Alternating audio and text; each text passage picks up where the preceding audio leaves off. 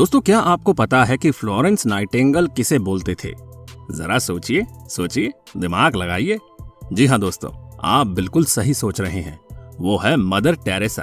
आपने अपने और अपने परिवार के लिए बहुत अच्छे अच्छे सपने देखे होंगे, लेकिन क्या आपने अपने से अलग समाज के लिए कोई सपना देखा है?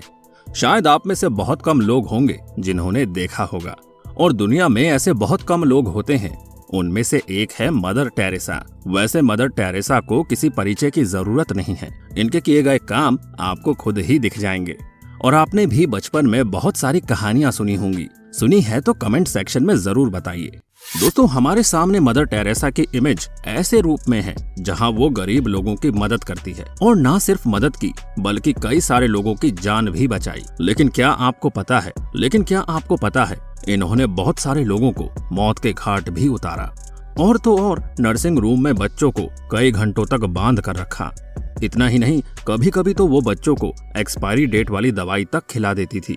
और ये तो कुछ भी नहीं दोस्तों, उनकी तो कई ऐसी काली करतूत है जिसके बारे में शायद आपको पता भी नहीं होगा, और आप उसे जानकर सोच में पड़ जाएंगे। दोस्तों, आज की इस वीडियो में हम आपको मदर टेरेसा के बारे में बताएंगे, जिसको जानने के बाद आप भी सोच में पड़ जाएंगे कि क्या मदर टेरेसा के बारे में हमें जो पढ़ाया गया है, क्या वो असल में सच है? जानना चाहते हैं तो बने रहिए वीडियो के एंड तक। वीडियो को शुरू करें उससे पहले वीडियो को लाइक और अपने दोस्तों को शेयर करना ना भूलें। तो चलिए बिना किसी देरी के बताते हैं आपको मदर टेरेसा के उस काले राज के बारे में, जिसको जानने के बाद आपके होश उड़ जाएंगे। दोस्तों, हम आपको मदर टेरेसा की काली करतूत से वाकिफ कराएंगे। उससे पहले हम आपको मदर टेरेसा की उन चीजों के बारे में बताते हैं जो हमें बचपन से पढ़ाए जा रहे थे। लोग मदर टेरेसा को गरीबों की देखभाल, एजुकेशन, नर्सिंग जैसी चीजों के लिए याद रखते हैं। उनका नाम सुनते ही हमारे दिमाग में सीधा मानवता का ख्याल आता है। अब ऐसा ख्याल हमारे दिमाग में आना लाजमी भी है, क्योंकि इन्हीं सब चीजों की वजह से तो उन्हें 1979 में नोबेल प्राइज से नवाजा गया था, और उन्हें ये अवार्ड हमारे कोलकाता में ही मिला था। वैसे आपकी जानकारी के लिए बता दे कि ये यूरोप के अल्बानिया की रहने वाली थी। साल 1929 में वो भारत आ चुकी थी। इंडिया आने के 2 साल बाद 1931 में वो एक चर्च के नन और एक स्कूल की टीचर बन गई। यही वक्त था जब मदर टेरेसा ने इंडिया में गरीब लोगों को देखा। इनको देखकर वो इतनी ज्यादा इमोशनल हो गई थी कि उन्होंने सोचा अब वो इसे चेंज करेंगी। इसलिए 1950 में मदर टेरेसा ने द मिशनरीज ऑफ चैरिटी, एक क्रिश्चियन चैरिटेबल ऑर्गेनाइजेशन खोला। इस ऑर्गेनाइजेशन का सिर्फ और सिर्फ एक ही मकसद था। वो मकसद था उन लोगों की हेल्प करना जिनकी देखभाल के लिए कोई नहीं है। अपने इस इमोशनल और अच्छी सोच की वजह से वो जल्दी ही पूरी दुनिया में फेमस हो गई। आपकी जानकारी के लिए बता दे, मदर टेरेसा का नाम ही नहीं बल्कि उनके ऑर्गेनाइजेशन के नाम और ब्रांच अलग अलग जगह खुलने शुरू हो गए। और तो और दोस्तों, हमें बचपन में ये भी पढ़ाया गया है कि मदर टेरेसा को सेंट ऑफ गटर्स के नाम से भी जानते हैं, क्योंकि इन्होंने कोलकाता में बने स्लम्स में रह रहे बच्चों को न सिर्फ मेडिकल हेल्थ केयर दिया बल्कि एजुकेशन इंस्टीट्यूट में उनका दाखिला भी कराया। और ये बात यहीं खत्म नहीं होती, उन्होंने गरीब और बीमार लोगों के लिए कालीघाट होम बनाया था। दोस्तों, मदर टेरेसा सिर्फ बड़ों और बीमार लोगों के लिए नहीं बल्कि बच्चों के लिए काम करती थी। उन्होंने शिशु भवन खोला था ताकि बच्चे यहाँ आराम से रह पाएं। और तो और कहा तो ऐसा भी जाता है कि इन सब के बदले उन्होंने कभी कोई अपेक्षा किसी से नहीं रखी। वो हमेशा सेल्फलेस, केयरिंग, सिंपल और मुस्कुराती रही। अब इतना कुछ पढ़ने के बाद कौन यकीन नहीं करेगा कि ये सारी बातें सच थी। लेकिन यहाँ पर ये सवाल उठता है कि क्या ये सारी बातें जो हमारी हिस्ट्री में लिखी गई है, क्या वास्तव में ये बिल्कुल सच है? तो दोस्तों, आपकी जानकारी के लिए बता दे कि ये सच नहीं है। और ये बात हम नहीं बल्कि खुद उनके ऑर्गेनाइजेशन में काम करने वाले लोग बताते हैं कि मदर टेरेसा सिर्फ लोगों को दिखाने के लिए गरीबों की मदद करती है। और तो और ये भी बताया गया कि उनके ही कारण एक दो नहीं बल्कि सैकड़ों लोगों की जान गई। अब ये बात हम इतने कॉन्फिडेंस के साथ इसलिए बोल रहे हैं क्योंकि इस बात के गवाह है डॉक्टर अरूप चैटर्जी। ये बताया गया है ये मदर टेरेसा के ऑर्गेनाइजेशन में वॉलंटियर के रूप में काम करते थे। डॉक्टर अरूप चैटर्जी ने बताया कि जब वो गरीब लोगों की मदद और उनका मेडिकल इलाज कर रहे थे तो उस दौरान उन्होंने कोई भी चैरिटी के सिस्टर या नन को नहीं देखा। इसके बाद से ही चैटर्जी को डाउट शुरू हुआ और उन्होंने जांच पड़ताल करना शुरू कर दिया। दोस्तों, खुद चैटर्जी बताते हैं कि जांच पड़ताल के बाद जो सच उनके सामने आया वो उसे देख हैरान नहीं बल्कि दंग रह गए, जिसके बाद वो मदर टेरेसा के ऑर्गेनाइजेशन में काम नहीं कर पाए। डॉक्टर चैटर्जी ऑर्गेनाइजेशन छोड़ के यूके चले गए और जब वो वहाँ पहुँचे, वहाँ पर तो लोग मदर टेरेसा को भगवान की तरह पूज रहे हैं। ऐसा देख उन्हें बहुत गुस्सा आया, जिसके बाद उन्होंने सोचा कि वो इस बात का पर्दाफाश करेंगे और पूरी दुनिया को मदर टेरेसा का सच बताएंगे।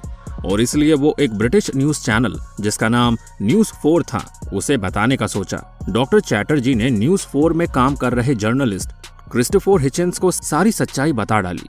दोस्तों, आपकी जानकारी के लिए बता दें, क्रिस्टोफर हिचेंस वही शख्स हैं जिन्होंने मदर टेरेसा के कारनामों को लेकर एक डॉक्यूमेंट्री बनाई जिसका नाम था हेल्स एंजल। इस हरकत की वजह से क्रिस्टोफर को मदर टेरेसा का सबसे बड़ा आलोचक भी माना जाने लगा। खैर, इस डॉक्यूमेंट्री के रिलीज होते ही बहुत सारे लोगों का नजरिया मदर टेरेसा के प्रति बदल गया। डॉक्यूमेंट्री में दिखाया गया कि मदर टेरेसा के ऑर्गेनाइजेशन में लोगों को बहुत टॉर्चर किया जा रहा था। जाहिर सी बात, ये बात आम लोगों तक आती कैसे? लेकिन आपको जानकर बहुत ज्यादा हैरानी होगी कि ये सब काम मदर टेरेसा के आंखों के सामने हो रहा था। दोस्तों, लोगों को सबसे बड़ा झटका इस बात को जानकर लगा कि मदर टेरेसा के ऑर्गेनाइजेशन में बार बार एक ही इंजेक्शन को यूज किया जा रहा था। अब ये बात कहीं ना कहीं इसलिए सच मानी जाती है क्योंकि उनके ऑर्गेनाइजेशन में रह रहे गरीब लोगों को एड्स और HIV था। अब कहीं ना कहीं ये बात तो बिल्कुल साफ है कि अगर उसमें से किसी एक को भी ये बीमारी रही होगी तो फैली तो इंजेक्शन की वजह से होगी। अब वहाँ एक गलती की वजह से कई लोगों को ये बीमारी जाने अनजाने लग गई।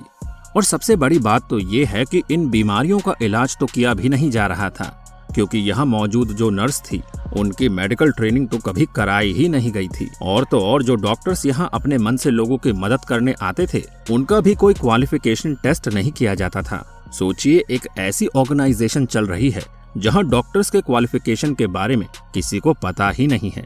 खैर, बता दे, जब इस किस्से के बारे में एक जर्नलिस्ट को पता चला तो उसने इस पर एक स्टिंग ऑपरेशन करने की सोची। उस जर्नलिस्ट का नाम था डोनल। जब उन्होंने इस पर स्टिंग ऑपरेशन की तो पता चला कि यह सच्चाई है जिसके बारे में किसी को कुछ पता ही नहीं है। डोनल ने अपनी रिपोर्ट में लिखा कि मदर टेरेसा के ऑर्गेनाइजेशन में मेडिकल ट्रीटमेंट को लेकर बहुत बड़ी धोखेबाजी चल रही है जिसे दुनिया की नजर से छुपाया जा रहा है। डोनल ने तो अपने रिपोर्ट में ये तक लिखा था कि मदर टेरेसा के ऑर्गेनाइजेशन में ना तो प्रॉपर बेड थे, ना ही बेसिक दवाई, ना ही खाना और ना ही हाइजीन। अब उस ऑर्गेनाइजेशन की क्या स्थिति रही होगी, इसका अंदाजा आप इसी बात से लगा सकते हैं कि वहाँ मरीजों को गर्म पानी तक नहीं दिया जाता था। कई बार जब कुछ पेशेंट हीटर की डिमांड करते थे तो उन्हें ये कहकर मना कर दिया जाता था कि जीसस को ये बिल्कुल पसंद नहीं है। अब ऐसे में सवाल उठता है कि आखिर मदर टेरेसा ऐसा क्यों कर रही थी? क्या उन्हें पैसों की दिक्कत थी? अब हमारे हिसाब से तो ये पॉसिबल नहीं है क्योंकि उन्हें बहुत सारी फंडिंग मिलती थी। कई मीडिया रिपोर्ट में लिखा गया है कि मदर टेरेसा के ऑर्गेनाइजेशन को कितना भी गरीब बोल लीजिए, पर इसकी एनुअल इनकम $100 मिलियन है। आपकी जानकारी के लिए बता दें, मदर टेरेसा को फ्रॉड और क्रिमिनल भी फंडिंग करते थे। कई रिपोर्ट्स में तो ये तक लिखा है कि अगर वो अपने मरने से पहले वाटकिन बैंक से पैसे निकाल लिए होते तो वो बैंक कंगाल हो जाता क्योंकि इस बैंक में सबसे ज्यादा पैसे उन्हीं के थे। अब इस बात से क्लियर है कि उन्हें पैसे की कमी तो नहीं थी। खैर, ये तो कुछ भी नहीं, लेकिन यहाँ पर सवाल ये उठता है कि आखिर मदर टेरेसा ने ये पैसे गरीबों को क्यों नहीं दिए।